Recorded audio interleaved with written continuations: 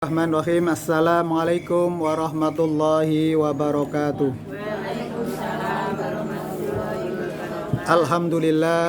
Alhamdulillahilladzi amarona bimuradil amwali wal iqaril mamlukat wal auladil banina wal banat wa an nurabiyahum bil akhlaqi wal hasanat wa nub'idahum anil ma'asi wal munkarat. Asyhadu an la ilaha illallah wahdahu la syarika, asyhadu anna Muhammadan abduhu wa rasuluh, la nabiyya wa la rasula ba'dah. Amma ba'du. Marilah kita panjatkan kehadirat Allah Subhanahu wa taala atas segala nikmat dan karunia-Nya. Hari ini kita bisa langsung tunai menikmati apa yang Allah anugerahkan kepada kita, yaitu berupa mata. Ada yang difabel netra mboten?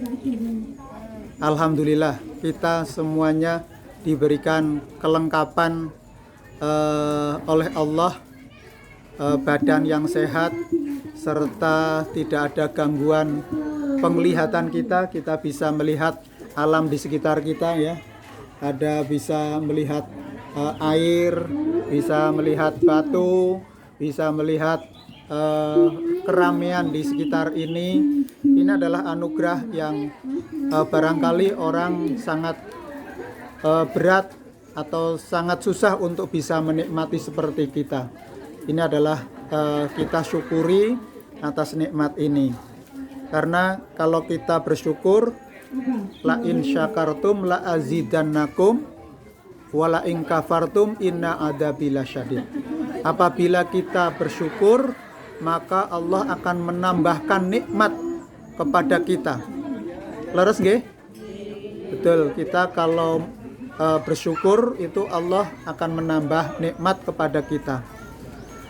Sebaliknya apabila manusia itu kufur, sesungguhnya azab Allah itu sangat pedih. Para rawuh ingkang kawula hormati, alhamdulillah kita masih pada suasana Syawal. Hari ini adalah tanggal 30 Syawal, tanggal terakhir. Alhamdulillah sudah puasa semuanya nggih, sudah nyaur semuanya nggih, kecuali yang belum. Alhamdulillah, kita sudah menunaikan siam Ramadan selama 1 bulan sebagai uji mental, uji fisik, dan puasa kita menahan hawa nafsu kita, menahan amarah, menahan lapar dan dahaga, dan menahan nafsu. Jadi menahan dan mengendalikan nafsu masih tetap kita kerjakan puasanya. Puasa Ramadan boleh selesai, tetapi puasa untuk mengendalikan diri tidak ada habisnya, tidak ada jedanya. Terus kita lakukan agar kita tetap produktif, tetap kita bisa mendekatkan diri kepada Allah dengan amal-amal yang kita lakukan. Maka tradisi kebiasaan baik di selama Ramadan, ibadah-ibadah baik itu ibadah yang ritual atau yang seperti taraweh dan zakat, itu adalah ibadah yang madhah atau yang ketentuannya sudah diatur. Tapi ibadah sosial seperti berderma, bersedekah, bersosial, bersilaturahmi, ini terus kita kembangkan untuk mewujudkan hidup kita yang enjoy, hidup kita yang nikmat, hidup kita yang bahagia. Karena kalau kita mengamalkan itu dengan sebaik-baiknya, maka insya Allah kita akan mendapatkan hasil yang lebih baik dari kita. Seperti yang dijanjikan oleh Allah, kita akan mendapatkan atau dijanjikan oleh Allah, orang-orang yang berpuasa, orang-orang yang mampu mengendalikan diri itu akan mendapatkan surga Ar-Rayyan, surga spesial bagi orang-orang yang tangguh, orang-orang yang hebat, orang yang kokoh, orang yang kekeh, orang yang kuat pendirian, orang yang istiqomah di dalam kebaikan. orang yang senantiasa memanfaatkan waktunya untuk mencapai maghfirah, ampunan dari Allah Subhanahu wa taala. Para rawuh ingkang kawula hormati, maka di dalam rangkaian Ramadan ada waktu di mana kita pasca Ramadan, itu namanya Syawal. Syawal itu secara terminologi atau secara bahasa itu adalah meningkat, irtifa. Apa yang meningkat? Kebanyakan orang setelah Syawal atau setelah Ramadan itu kemaksiatannya meningkat. Berarti ini adalah orang yang gagal, gagal total puasanya. Tapi yang dimaksud meningkat itu adalah irtifa, meningkat derajat level spiritualitas dan sosial kita. Jadi kita semakin arif, kita semakin bijaksana, kita semakin punya visi ke depan, kehidupan yang lebih mulia dari apa yang kita lakukan. Tidak hanya sekedar di sini saja, tapi hidup kita itu adalah panjang kelak di akhirat. Di sini itu hanya sendaguro ya, guyon-guyon, nyanyi-nyanyi, terus piknik-piknik. Ya inilah kehidupan dunia kita. Hihi, prengas-prenges, mesam-mesem. Itu kehidupan dunia. Ada yang memanfaatkan juga waktunya sepenuhnya untuk meningkatkan kualitas dirinya, kedekatan diri dengan Sang Pencipta. Ada yang hanya tadi killing time, yaitu hanya membunuh waktu, menghabiskan waktu, dan apa yang dihasilkan ya cuma senang-senang di sini saja. Padahal kesenangan di sini adalah hanya sementara. Kita juga ada di Pantai Gading ini tidak akan lama-lama, cuma sampai jam 4. Kalau sampai jam 5 sampai malam ini berarti kita harus booking lagi ya, bayar lagi ya. Nah, maka hidup kita itu dibatasi oleh waktu. Ada timer yang terus berjalan, stopwatch yang terus berjalan. Dari dulu mungkin 50 tahun. Nah, ada yang masih 30 tahun, 45 tahun, 60 tahun, 70 tahun. Sampai nanti endingnya kapan? Kita tidak tahu. Yang kita siapkan adalah mencari bekal yang terbaik. Ahsanu amala. Bekal yang terbaik itulah yang akan memberikan kebahagiaan kepada kita. Sebaliknya, kalau bekal kita itu adalah yang remeh-remeh, yang kita tanam itu adalah rumput yang tidak mempunyai arti. Tapi rumput juga di sini rumput gajahnya, rumput Jepangnya lumayan bagus, indah. Dulu masih gersang, ini sudah hijau. Tapi kalau rumput dipelihara itu juga bagus. Apa saja yang kita tanam itu kalau kita pelihara itu akan tumbuh bagus, indah. Sebaliknya kalau kita menanam kejahatan, menanam kejelekan, menanam kemungkaran, maka kita akan memetik hasil dari kemungkaran itu. Jadi kalau kita tanam sekarang adalah kebaikan, seperti di dalam surat Al-Zalzalah ayat 7 sampai 8, "Faman ya'mal mithqala dzarratin khairan yarah." Barang siapa yang mengerjakan kebaikan seberat zarah pun, niscaya dia akan melihat balasannya. Jadi apa yang kita tanam, apa yang kita lakukan, action kita, hidup kita itu tergantung action kita. Kalau action kita itu adalah durjana, kalau action kita itu adalah negatif, maka kita akan mendapatkan feedbacknya, kita akan mendapatkan rewardnya, kita akan mendapatkan balasannya. Balasan itu bisa tunai, bisa ditangguhkan. Ya, biasanya kita baru sadar ketika kita kejeduk. Kejeduk niku napa nggih? Kepleset. Nah, kepleset. Kesandung. Kalau Bapak Ibu atau Ibu-ibu sekalian itu kesandung napa kepleset, kemudian apa kata-kata yang keluar pertama? Ini sesuai dengan kebiasaan. Kalau yang keluar itu teman-teman kita yang ada di zoo, atau di Zoo Safari atau Zoo Solo Safari atau di Gajah Mungkur Zoo. Nah, itu berarti ada yang konslet itu. Akhlaknya itu. Ada yang konflik. Ada sesuatu yang tidak beres dari moralitas kita. Itu tergantung kebiasaan. Kalau kebiasaannya ngomongnya seperti itu akan terbawa ketika kepleset, ketika kesandung, ketika kejedot. Nah, itu akan keluar kata-kata itu, kata-kata mutiara itu. Nah, semoga kata-kata mutiara kita itu senantiasa kata-kata yang mempesona, kata-kata yang mempunyai makna, kata-kata yang punya arti, kata-kata yang bukan kata-kata misuh-misuh atau ngumpat-ngumpat. Ya.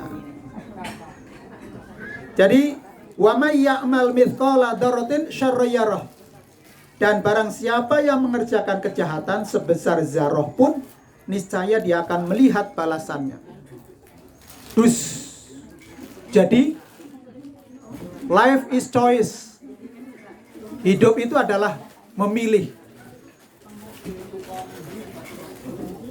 Setiap pilihan kita itu adalah kembali kepada kita. Setiap yang kita pilih adalah kembali kepada kita. Kalau kita memilih kebaikan, namanya ahsanu amala. Namanya inspirasi takwa. Maka di dalam surat As-Sams ayat 78 juga, fa'alhamaha fujuraha wa taqwaha. Setiap manusia itu diilhami oleh Allah dua kemampuan, dua inspirasi. Inspirasi yang pertama adalah inspirasi fujur. Fujur itu adalah kecenderungan orang untuk melakukan perbuatan yang brengsek, perbuatan yang jahat, perbuatan maksiat. Itu inspirasi fujur.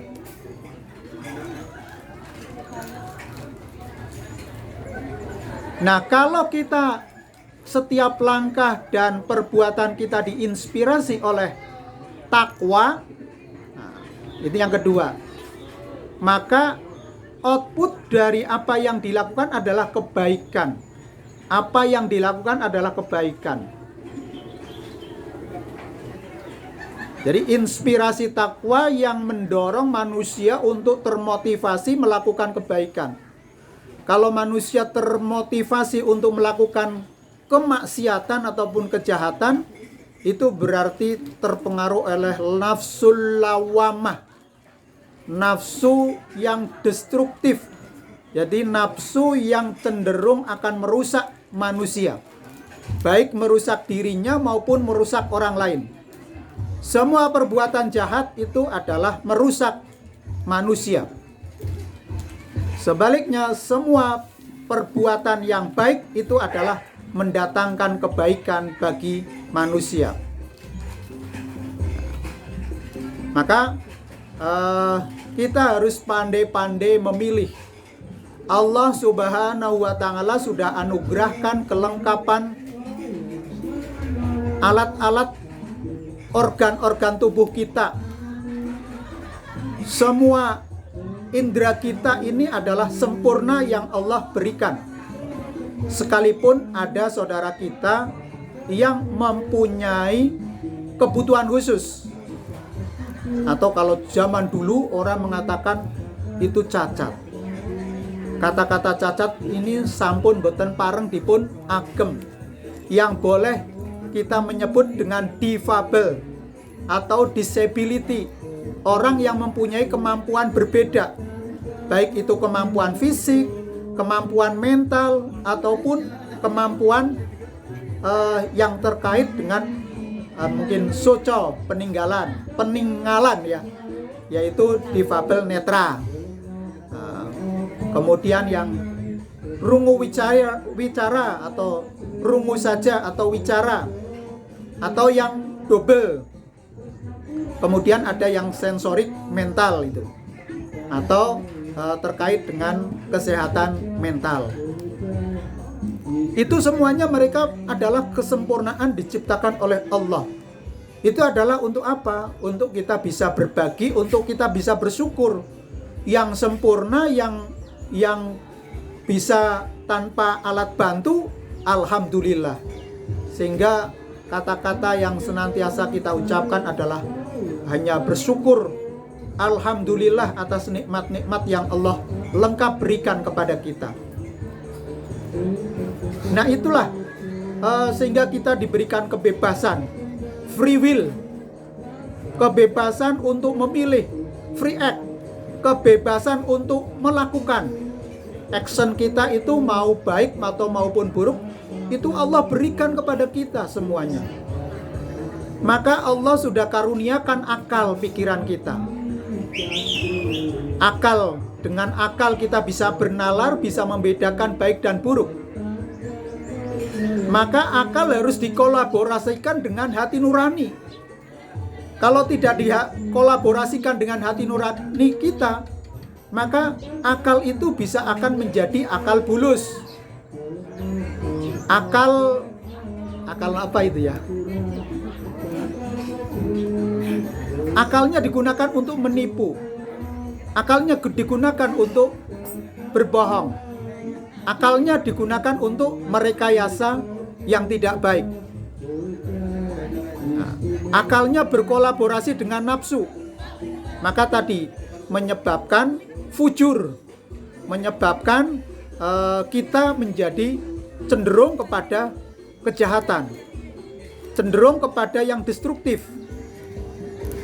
Nah, maka tadi ayat dalam surat Ar-Rum ayat 41 tadi Allah berfirman, doharol fasadu fil barri wal bahr bima kasabat aidinas.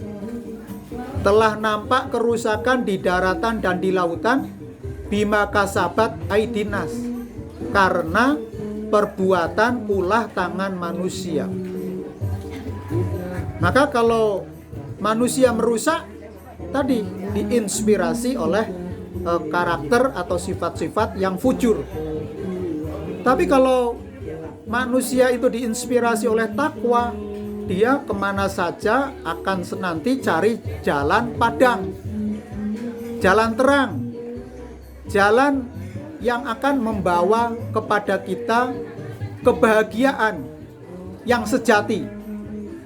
Jadi kebahagiaan itu bisa ada kebahagiaan fata morgana, rasanya senang tetapi hanya sesaat, saknyet, sakdek saknyet, senengnya kur sedelok. Atau kebahagiaan yang kita rasakan seperti kita makan permen nggih. Permennya sampun telas nggih, habislah kebahagiaan. Kebahagiaan itu seperti kita makan sampai di tenggorokan sudah selesai. Akan diproses oleh organ tubuh kita, pencernaan yang bekerja. Alat perasa sudah selesai. Nah, ini yang terjadi. Sehingga kebahagiaan yang kita cari adalah kebahagiaan yang sejati, yang sampai pada hereafter, bukan sampai here, tidak hanya sampai di sini saja ya, tapi hereafter, kelak di akhirat. Kalau seseorang mempunyai visi kehidupan akhirat, so pasti apa yang dia lakukan, langkah demi langkah dia akan perhitungkan apa outputnya, apa hasilnya. Kalau itu dampaknya menyebabkan kita sengsara selama-lamanya di akhirat, untuk apa kita lakukan susah-susah? Umumnya memang kemaksiatan itu dibayar dengan mahal. Nggak ada kemaksiatan yang gratis. Sementara banyak orang yang mengharapkan untuk ngaji dengan gratis. Tapi kalau sudah keranjingan untuk berbuat amal soleh, mau berapapun akan dia bayar. Haji umroh yang ratusan juta, dia beli tiket untuk berangkat. Sebaliknya kalau tadi inspirasinya sudah fujur, kemaksiatan semahal apapun dia beli. Kemarin saya ketemu sama seorang pilot atau mantan pilot, seorang kapten. Banyak bercerita tentang beberapa tokoh-tokoh besar di negeri ini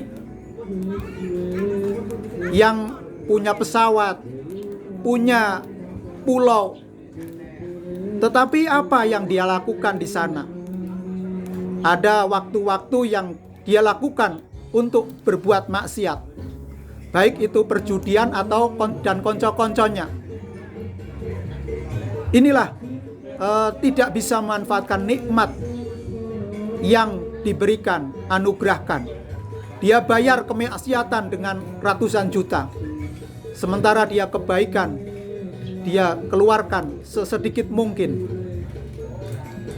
Inilah antara perbedaan antara inspirasi fujur dengan inspirasi takwa. Dua-duanya sama bersaing pada diri kita. Maka kalau inspirasi fujur ini lebih dominan dari kita, hati-hatilah. Apabila kita tidak segera bertaubat, maka dampaknya adalah sampai akhirat kelak. Tapi kalau kita bisa mengerem dan bertaubat, taubatan nasuha, tidak akan kembali untuk melakukan itu, maka kembali mendapatkan inspirasi takwa. Nah, takwaan inilah yang akan menjadi kunci, menjadi password untuk bisa kita buka kelak di akhirat.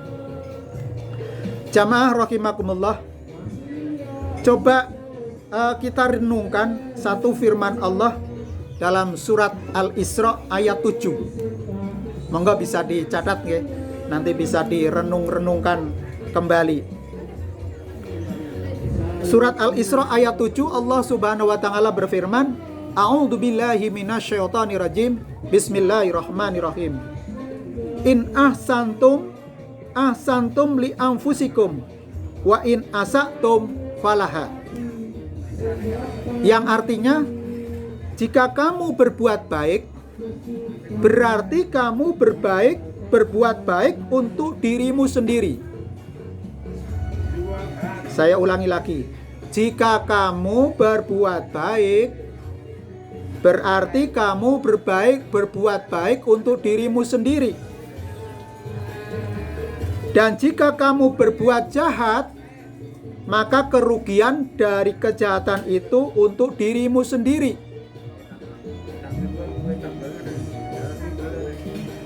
Saya ulangi, maka kerugian kejahatan itu untuk dirimu sendiri. Nggih, berarti 50-50 nggih. Kita diberikan opsi pilihan sama. Antara kebaikan dan kejahatan itu 50-50. Kemampuan nalar, kemampuan hati kita untuk mempertimbangkan itulah the best choice yang kita lakukan. Pilihan yang terbaik yang kita lakukan. Dan itu akibatnya sama. Dalam surat Al-Isra ayat 7 ini Allah memperingatkan kepada kita agar melakukan yang baik. Apapun bentuknya. Baik dengan harta yang kita miliki, dengan tenaga kita. Artinya kalau kita tidak punya harta, tidak cukup harta, kita bisa melakukan kebaikan dengan fisik, dengan badan kita, dengan semua organ kita. Maupun dengan ilmu yang kita miliki. Mau apa saja ilmu pengetahuan yang kita miliki, mau harta dalam bentuk apapun yang kita miliki, mau kesehatan atau tenaga apapun yang kita miliki, kalau kita berbagi, kita share, itu adalah suatu kebaikan. Itu adalah suatu yang akan kita petik buah dari kebaikan itu. Akan tetapi apabila kita melakukan hal-hal yang sebaliknya, maka dampak dari perbuatan tersebut akan kembali kepada pelakunya. Itu seperti senjata makan tuan.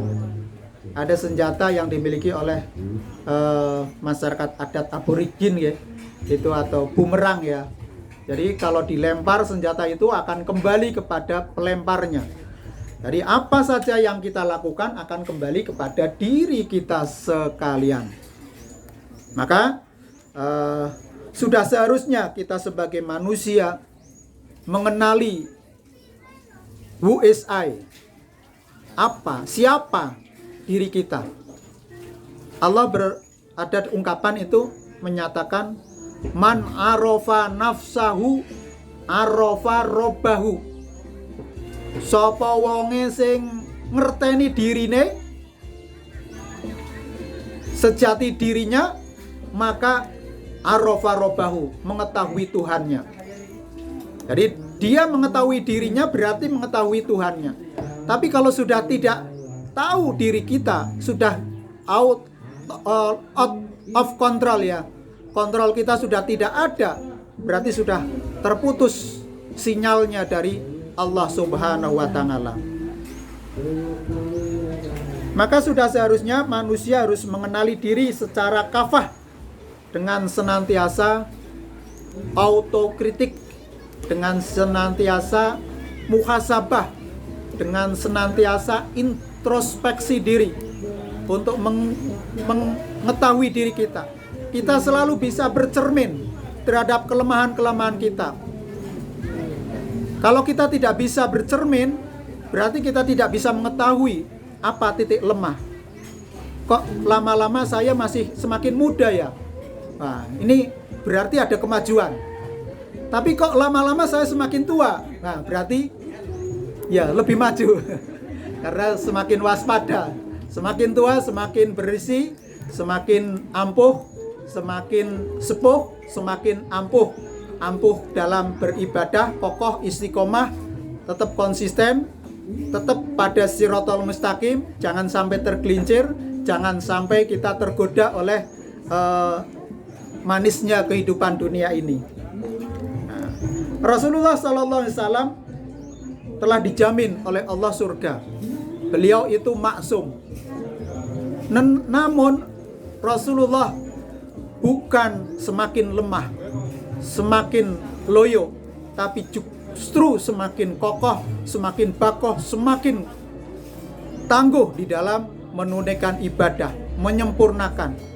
Sampai beliau menunaikan sholat malam hingga kakinya bengkak-bengkak. Jadi tradisi-tradisi Ramadan bagi alumni Ramadan bukan selesai sampai Ramadan, tapi kebaikan-kebaikan Ramadan ditumbuhkan, dikembangkan, dijaga istiqomahnya agar kita tetap mendapatkan barokah dari Ramadan kita. Ya, itu artinya adalah kita Syawal, yang berarti adalah kita meningkat dan bertambah terus peningkatan kualitas keimanan kita.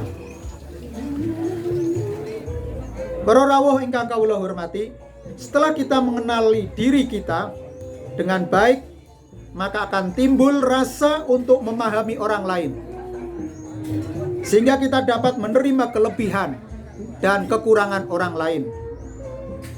Dengan kembali kita berkaca pada diri kita sendiri sebelumnya, karena sudah sejak dahulu kita telah diajarkan tentang tenggang rasa, bagaimana antara sesama kita saling menghormati, saling menghargai, saling bekerja sama. Ta'awanu 'alal birri wat taqwa wala ta'awanu 'alal itsmi wal 'udwan.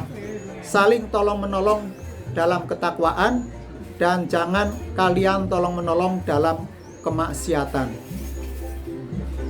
Fastabiqul khairat, berlomba-lomba dalam kebaikan. Sabiqu ila maghfiratin mir rabbikum, berlomba-lombalah menuju ampunan Allah Subhanahu wa Ta'ala. Maka salah satu kata kunci di dalam kita bersawalan itu adalah memaafkan dan meminta maaf. Tidak semua orang bisa melakukan ini. Ada orang-orang yang tidak mampu menahan amarah. sehingga nafsu lawamahnya itu lebih dominan daripada dirinya, sampai tidak mampu mengontrol dirinya, maka outputnya adalah kejahatan. Bisa konflik yang sepele sampai konflik antar bangsa dan negara. Mungkin kalau konfliknya ataupun amarahnya kita sendiri paling ya mungkin jotakan nggih, neng-nengan. Neng-nengan dalam Islam itu hanya boleh selama 3 hari. Lebih dari itu adalah sudah, itu yang ada adalah neraka dalam kehidupan. Karena kita itu tersulut oleh api amarah. Yang ada hawanya adalah panas. Yang ada adalah sudah manusia itu kanibal. Coba kita lihat amarah bagaimana yang tidak terkendali, yang sampai sekarang terjadi. Beberapa negara masih konflik seperti Ukraina dan Rusia. Coba kalau seorang presiden Rusia dan presiden Ukraina, dia bisa menahan amarah, kemudian dia bisa mengendalikan diri, tentu korban jiwa dari peperangan ini tidak terjadi. Apa hasilnya? Ya tadi kuat-kuatan. Akhirnya tadi itu amarah ini yang ada adalah destruktif. Kalau orang tidak bisa menahan amarah, mau di mana saja, di rumah, di kantor. Kalau di rumah ujung-ujungnya nanti cerai. Ada ungkapan cerai is the best. Wah, apa itu? Cerai itu adalah kegagalan membangun hubungan harmoni dalam rumah tangga. Bukan solusi. Memang itu adalah abghadul halali indallahi at-talaq. Sejelek-jeleknya perceraian itu adalah boleh tetapi tidak diridhoi oleh Allah, tapi merupakan perbuatan yang jelek.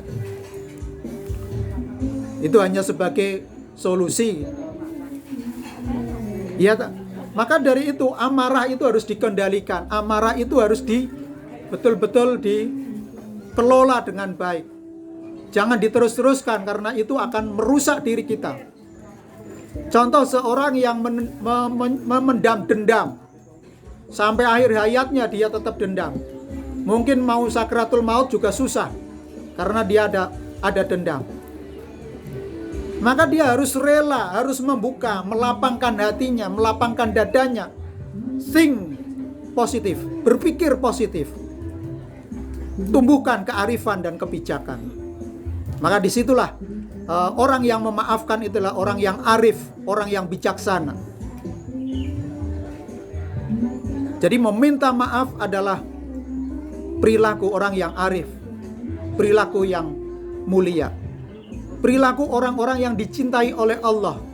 Sehingga dalam surat Ali Imran ayat 134 Allah berfirman, A'udzu billahi minasyaitonir rajim, walladzina idza fa'alu fahishatan aw dzalamu anfusahum dzakarullah fastaghfaru lidzunubihim wa may yaghfiru dzunuba illallah. Bahwa menafkahkan hartanya di kala lapang maupun sempit, ini adalah karakter yang pertama. Karakter kedua adalah memaafkan dan meminta maaf. Wa'fu wasfahu. Memang sulit orang meminta maaf. Maka banyak konflik di masyarakat terjadi itu adalah karena mereka tidak ridho, saling ego pada pendiriannya. Maka solusi untuk mengatasi kemarahan itu harus kembali bercermin kepada diri kita sendiri. Harus melihat kepada diri, siapa sejatinya kita. Kalau memang tidak mampu menyelesaikan konflik, datangkanlah pihak ketiga untuk menjadi mediator, untuk bisa menjadi penengah, sehingga kita tidak berlarut-larut dalam kehidupan yang penuh amarah dan penuh dengan bara, dendam. Dendam kalau dipelihara, yang rusak adalah mental dan jiwa kita. Mau tidur akan terbayang, mau bekerja, amarahnya menggebu-gebu. Akhirnya tidak produktif. akhirnya dia kalau tidak kuat mentalnya, tidak kuat fisiknya, dia akan jatuh sakit dan akan mendapatkan kesengsaraan yang lebih pedih. Maka orang yang mempunyai maaf, mempunyai kesalahan, segeralah memohon maaf kepada orang lain sehingga akan lebur, seakan kembali hubungannya menjadi normal. Rasulullah Shallallahu Alaihi Wasallam bersabda, "Kulu bani Adam khotoun." Setiap bani Adam atau anak manusia itu adalah mempunyai kesalahan.